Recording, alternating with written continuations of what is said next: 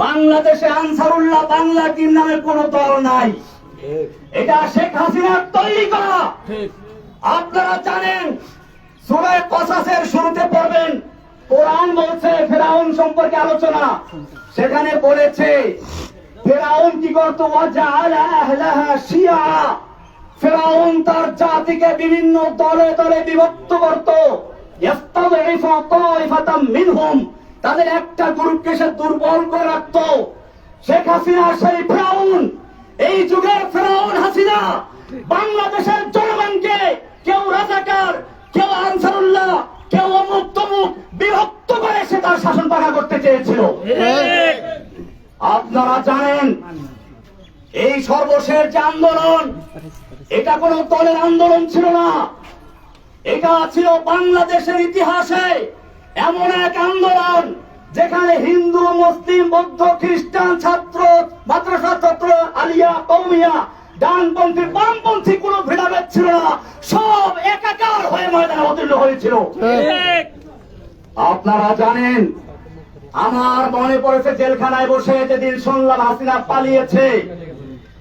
আলাম তারা কাইফা ফাআলা রাব্বুকা বিআসহাবিল ফিল, আল্লাহ বলছেন আপনি কি দেখেন নাই হাতি বাহিনীর সাথে আল্লাহ কি আচরণ করেছিলেন? হাতি বাহিনী হাসিনা নামাতে চেয়েছিল, সাজু আজান নামিয়ে দিয়েছিল। আল্লাহ বলছেন আলাম ইয়াজআল কাইদাহুম ফি তাদলিল, তার এই জঙ্গি জঙ্গি খেলার চক্রান্ত আল্লাহ কি ব্যর্থ করে দেন নাই? ওয়া আরসালা আলাইহিম তায়রান আবাবিল, আল্লাহ বলছেন আব্রাহাকে ধ্বংস করার জন্য ঝাঁকে ঝাঁকে পাখি পাঠিয়ে দিয়েছিলেন। তায়রান মানে পাখি, আবাবিল মানে ঝাঁকে ঝাঁকে, আমার দেশে বলা হয় আবাবিল পাখি। আমি তখন মনে করলাম এই প্রাইমারি স্কুলের ছাত্র, হাই স্কুলের ছাত্র, নাবালক শিশু পর্যন্ত যখন ময়দানে ঝাঁপিয়ে পড়েছে, এটা আল্লাহ দেওয়া সেই আবাবিল পাখি চলে এসেছে। হাসিনার কোনো ক্ষমতা ছিল না মোকাবেলা করার মতো।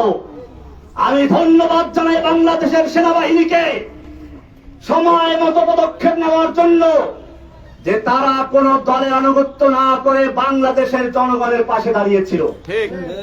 আমি বাংলাদেশের পুলিশ ভাইদেরকে বলবো, আপনাদেরকে জোর করে ব্যবহার করেছে আমরা জানি, আপনাদের দোষ না। আমি সেজন্য আজকের এর মাধ্যমে সারা বাংলাদেশের মুসলিম অমুসলিম সমস্ত মানুষকে বলতে চাই, আপনারা কোনো ফাঁদে পা দিবেন না। এখন বড় কঠিন মুহূর্ত চলছে। আপনারা দেখেছেন ভারতের মিডিয়ায় প্রচার হচ্ছে বাংলাদেশে হিন্দুদের মন্দির জ্বালিয়ে দেওয়া হচ্ছে, হিন্দুর বাড়ি ঘরে আগুন লাগানো হচ্ছে, এই সমস্ত অপপ্রচার হচ্ছে। খবরদার, আমি আপনাদেরকে কঠোরভাবে বলছি, কোন হিন্দুর উপরে আক্রমণ যেন না হয়, কোন মন্দিরকে আগুন দিতে না পারে, সেজন্য আপনাদেরকে অতন্ত্র প্রহরে পাহাড় দিতে হবে ইনশাআল্লাহ। ভাইয়েরা আমার, আপনারা জানেন আমরা কোন বিশৃঙ্খলা পছন্দ করি না। আমরা চাই আল্লাহর নবী যেরকম ভাবে মক্কা বিজয়ের পরে যখন তার সামনে সাহাবায়ে কেরাম 10,000 উন্মুক্ত তরবারি নিয়ে বসে আছেন, একটা ইশারা করলে সব গর্দান গুলের যায় মক্কার কাফেরদের। মক্কার কাফেররাও এসে হাজির হয়েছে সামনে। আল্লাহর নবী জিজ্ঞেস করেছিলেন, ওহে মক্কার কাফেররা, তোমরাই তো সেই লোকগুলো যারা আমাকে হত্যা করার জন্য ঘেরাও করেছিলে, তোমরাই তো সেই লোকগুলো যারা আমার বিলালকে উত্তপ্ত রৌদ্রে শুয়ে রেখে নিচে আঙ্গার দিয়ে উপরে পাথর চাপা দিয়ে রেখেছিলে, তোমরাই সেই লোকগুলো যারা সুমাইয়া রাদিয়াল্লাহু তাআলা আনহাকে লজ্জাস্থানে বর্ষা দিয়ে আঘাত করে হত্যা করেছিলে, তোমরাই সেই লোকগুলো। আমি সে কথাই বলছি যা আমার ভাই ইউসুফ আলাইহিস সালাম বলেছিলেন তার ভাইদেরকে নাগালে পাওয়ার পরে। আল্লাহর নবী বললেন, লা তাসরিবা আলাইকুমুল ইয়াউম, আজকে তোমাদের বিরুদ্ধে আমাদের কোনো ক্ষোভ নাই, কোনো প্রতিশোধ নেওয়ার ইচ্ছে নেই। যাও, ইযহাবু আনতুম তালাকা, আমি তোমাদের সকলকে সমানভাবে আমভাবে ক্ষমা ঘোষণা করছি।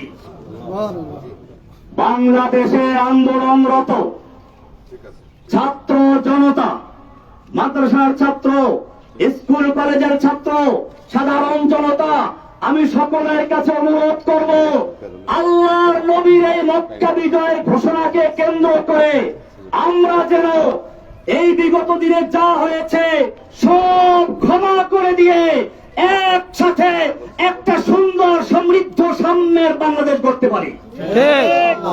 আমি একটা কথা না বললেই নয়, আপনারা অনেকে মনে করেন প্রচার হচ্ছে হিন্দুরা উত্তম। আমার এই জেল জীবনের আমি সর্বশেষ ঘটনা বলছি, সর্বশেষ আমি যেদিন কোর্টে যাই, একজন কারা পুলিশ টাকা তো আনি নাই, কোর্টে বসে উনি আরেকজনের কাছে টাকা ছিলেন, তাও নাই। শেষ পর্যন্ত নিজের পকেট থেকে টাকা খরচ করে আমাকে দুপুরে এক প্যাকেট বিরিয়ানি আর একটা 2 লিটারের পানি দিয়ে দেয়। হিন্দু প্রবীর, এটা সর্বশেষ যে কোর্টটা আমি করেছি সেই কোর্টের দিন। আপনাদেরকে আরো বলি, আমি যে জেলখানায় রয়েছি সেখানে চক্রান্ত হয়েছিল বড় ধরনের দাঙ্গা করানোর জন্য। আমি সকালবেলা থেকে পুরা জেলখানায় হ্যান্ড মাইক হাতে নিয়ে বলেছি, খবরদার কেউ কোনো বিশৃঙ্খলা করবেন না, বিশৃঙ্খলা করবেন না, আপনারা শান্ত থাকুন। আপনারা জানেন আমাকে রাখা হয়েছে হাই সিকিউরিটি জেলে। আমি হ্যান্ড মাইক দিয়ে সকালবেলা ঘুরে ঘুরে প্রত্যেকটা বিল্ডিং এর সামনে গিয়ে বলেছি, কেউ শৃঙ্খলা করবেন না, আমি আপনাদের জন্য মুক্ত হলে পরে আপনাদের জন্য মুক্তির ব্যবস্থা করবো ইনশাআল্লাহ। সবাই আমার কথা মেনে নিয়েছিল, কিন্তু কে বা কারা উস্কানি দিয়ে কিছু কয়েদিদেরকে লেলিয়ে দিয়েছে এখানে আক্রমণ করার জন্য, বিশেষ করে আমি যে বিল্ডিং গেছিলাম সেখানে আক্রমণ করার জন্য। কারণ কি? কারণ ছিল এই আন্দোলনটাকে একটা জঙ্গি রূপে আকৃতি দেওয়ার জন্য। আমি গোয়েন্দা বিভাগের ভাইদেরকে বলবো, ঢাকার high security, Kashimpur high security জেলে পরিবেশ শান্ত হওয়ার পরে এই কয়েদিদেরকে লেলিয়ে দিয়েছিল কারা হাজুদের উপরে। যদি সেদিন আমি জীবনের ঝুঁকি নিয়ে বাধা না দিতাম তাহলে সেখানে কারবালার ময়দান হয়ে যেত। কারণ হাজুতেরা নামলে বলে ওই কয়েদিদেরকে খুঁজেও পাওয়া যেত না। এই চক্রান্ত কারা করেছিল আপনাদের খুঁজে বের করতে হবে। এই চক্রান্ত শুধু জেলখানার ভিতরে না, আপনারা শুনুন, আমি যেই ব্লকে থাকি, অর্থাৎ ব্লক বলতে একসাথে 7টা রুম, যাতে করে তার কেউ ক্ষতি করতে না পারে। আমার বড় ভাই এখানে আছে, আমি ছোটবেলায় দেখেছি। আমার বড় ভাই আছে এখানে, এদিকে মাস্টার সাহেব দিকে আমি বলি বড় ভাই হিন্দুদের বরিষ্ঠ বন্ধু। আমি দেখেছি ছোটবেলাতে আমাদের পাশের গ্রাম বলে হিন্দু, এই হিন্দুরা ওনার সাথে কি সম্পর্ক আছে, বিপদ আপদে বললে দৌড়ে আসা বলিবার কাছে। এইভাবে আমরা পারিবারিক ভাবে,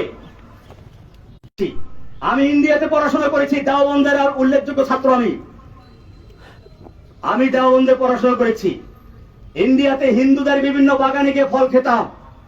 হিন্দু দাদারা আমাকে বলতো, খালো খালো ভাই, যেতে চাই খালো, লেলা নেই, যত চাও খেয়ে নাও, নিতে পারবা না। এরকম আমি সেই সংস্কৃতির শিক্ষাপ্রাপ্ত লোক। আমাকে হাসিনা সরকার তার ব্যক্তিগত আক্রোশের কারণে সারা বাংলাদেশে নয় সারা বিশ্বে আমাকে জঙ্গি বলে চিহ্নিত করে একেবারে প্রচার করেছে। আমি আপনাদেরকে, সাংবাদিক ভাইদেরকে বলতে চাই, বাংলাদেশে আমি যখন বরগুনা এসেছিলাম, গ্রেপ্তার বরগুনাতে হয়েছিলাম, আমি বরগুনার বড় মসজিদ, কেন্দ্রীয় মসজিদ সদরঘাট, এই সদরঘাট মসজিদের খতিব ছিলাম। শুক্রবার দিন, জুমার দিন, ঈদের মতো, লোকসভা মতো বরগুনার কোন লোকে বলতে পারবে আমি কোন জঙ্গি জঙ্গি কর্মকাণ্ডের সাথে জড়িত ছিলাম? তাহলে আমাকে কেন এই পরিচয় করানো হলো? কারা করিয়েছে? আল্লাহ তারা ছাড়ে না। ইন্না বাদশা রাব্বিকা লাশাদীদ। যেই অহংকারী, যেই ফিরআউন, যেই দাজ্জাল কয়েকদিন আগেও বলেছিল হাসিনা পালায় না, সে ব্যক্তি পালিয়ে গেছে। এটা আল্লাহর দেওয়া শিক্ষা। आए हसीना आए कौवा आए नानक आए जालिम जाबिर सुल्तान आए जितने जितने शैतान आए सबको हुई रुसवाई हासिल जाअल हक्कु व ज़ाक़ल बातिल इन्नल बातिला काना ज़हूक़ा। যুগে যুগে যত ফিরআউন দুনিয়ার আগমন করেছে, আল্লাহ একটু ঢিল দিয়ে দেখে কত দূর যেতে পারে। যখন তার যাওয়ার সীমানা অতিক্রম করে আল্লাহ এমন ভাবে ধরে, তখন তার পালিয়ে যাওয়ার জায়গা থাকে না। ইন্না বাদশা রাব্বিকা লাশাদীদ। নিশ্চয় আল্লাহ ধরা বড় কঠিন। ভাইরা আমার, আমি অনেক কথা বলে ফেলেছি।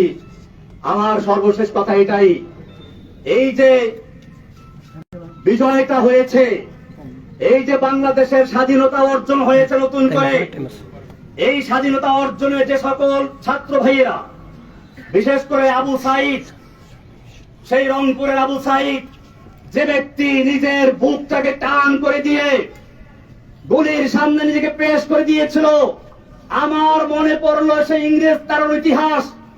দারুল উলুম দেওবন্দের শাইখুল হাদিস হোসাইন আল-বাদানী রাহমাতুল্লাহি আলাইহি একবার ইংরেজের বিরুদ্ধে আন্দোলনে এক ময়দানে ভাষণ দেওয়ার কথা ছিল। দিল্লি লাল কেল্লার সামনে ইংরেজ সরকার ঘোষণা করেছিল দেখা মাত্র গুলি করতে হবে। মাওলানা মাদানী রাহমাতুল্লাহি আলাইহি সেই ইংরেজদের সামনে গিয়ে হাজির হয়ে বলেছিলেন, मैंने सुना है कि ये सफेद कुत्तों ने ऐलान कर दिया है कि जो उनके खिलाफ नारा लगाएगा उनको गुली कर दिया जाएगा, करो गुली।